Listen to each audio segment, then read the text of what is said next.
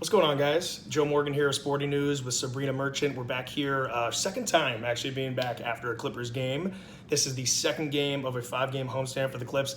They find a way to get a huge win. Paul George has a massive moment, hits a big three in the closing seconds to take the lead and give the Clippers the 90-88 win. They go to 9-5 on the season. Kind of a character-building win here. What did you think about this just overall, Sabrina, and Paul George really having his moment there? I thought it was really important that Doc decided to go to Paul George in that final possession when the Clippers were down 2 and they needed a bucket. I mean, we've seen Lou Williams, his ability to be a closer for this team over the last season and change, and it sort of, I don't know, signaled a kind of changing of the guard that this is now Kawhi and Paul George's team. Kawhi has obviously had these opportunities to have dominant fourth quarters for the Clippers thus far, and now PG gets his time to assert himself in a game that, I mean, even though he shot well, I didn't think he particularly played that well. 7 turnovers for Paul George. Doc mentioned post-game that when guys have a long break, the first thing or the last thing to sort of come back is like their handle, right? Yep. They just give the ball away all the time, and you saw that a lot with Paul George today. Yeah, and I think the legs also is something that we have to look at. Obviously, he's not playing it. He played 20 minutes going into the fourth, ended up playing 29 overall. I do think that your point is interesting about how this is finally Paul George kind of taking the torch, if you will. I personally was thinking that Lou was going to get the ball at the end there, just because he's been their guy for a while now. But it really was a nice opportunity for Paul George to really kind of get in that locker room, have everybody love him. Like, that's why we got you. The fans were loving every second about him, of course, as well. So it was a really big moment for Paul, and obviously a chippy, kind of a nice win for the Clippers. I think this is a win that you're going to remember as you move forward when they didn't really play their best.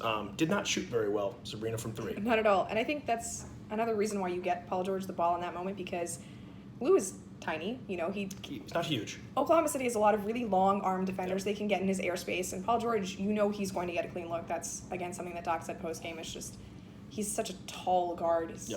He can create a space for anything, and that screen from Montrez really freed him to get a clean look at that three-pointer. So now, just from the three-point line, we've asked Doc here on multiple occasions now, as the Clippers have struggled a bit to start the year, coming into the game, 17th overall in three-point percentage. They weren't great tonight. What were they in the first half? 2 of 18. 2 of 18. Obviously, they shot better in the second, but it's definitely a concern for at least moving forward for us, in my opinion. But Doc doesn't seem to really care. He wants them to keep chucking them up. No, I mean, in general, I think the Clippers are creating good looks. Like, most of the shots they take are fairly wide open, but then again, it makes you wonder, why are they conceding these shots to the Clippers? Because they're just not making them at a very high rate, right? Like, Rodney McGruder had that really nice performance against New Orleans last week, made 5 threes, 0 for 5 today from the field. You know, JaMychal Green started off the season first couple weeks of the year, best three-point percentage in the league, ghastly misses today, right? Like, we talked about that one uni where, I think in the first half, where he not only airballed it, he was like 3 inches shy of the rim to the left. It was... Oh, you came running into halftime. Yeah. You were talking about that shot. I mean, I love JaMychal Green, but the theory of JaMychal Green requires him to be a floor spacer, and if he's missing this poorly, he's no longer offering that skill set, right? But he did find a way to knock down 2 big shots in that fourth quarter. Right, he and Patrick Patterson each had big 3 down the stretch. I mean, I thought it was strange that Patrick Patterson was in the game, but Doc has said that he likes the spacing, you know, he likes the switchability, and without Harkless really able to hit from distance and JaMychal able to hit from distance, that's where Patterson comes into play, right? We've talked about some of the guys that struggled a bit tonight. I mean, it wasn't a pretty game by any stretch of the imagination, but Montrezl Harrell comes out, massive game. I'm loving him more and more on a daily basis. What did you see from him tonight? Because I thought he was the reason they won this game. Yeah, absolutely. So Oklahoma City, like we mentioned, you know, really long arm defenders. That's just their brand, right? That's what they have, just really rangy wings.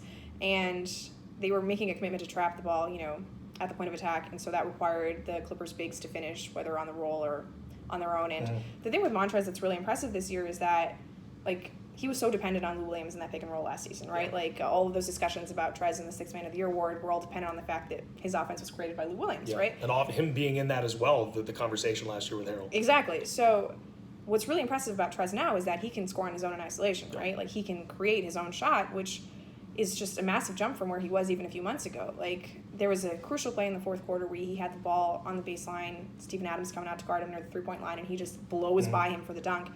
And that's the kind of thing that not a lot of bigs his size can do, right? And we wouldn't have seen in past seasons, there's no doubt about that. I thought in that fourth quarter, he was basically in on every play. There was a 6-minute stretch there for midway through the fourth where he was getting every rebound. He had 8 offensive rebounds tonight, career high. Multiple assists in the fourth quarter, knocking down shots. I was floored by the way he played tonight, but I don't know why we're this surprised, actually. Maybe this is my fault. No, I guess like the knock on Trez was always that he's a little bit undersized. You know, you can maybe take him out of his game by bigger, bulkier centers. Like I think Jonas Valanciunas last year really threw him off when Toronto came to play.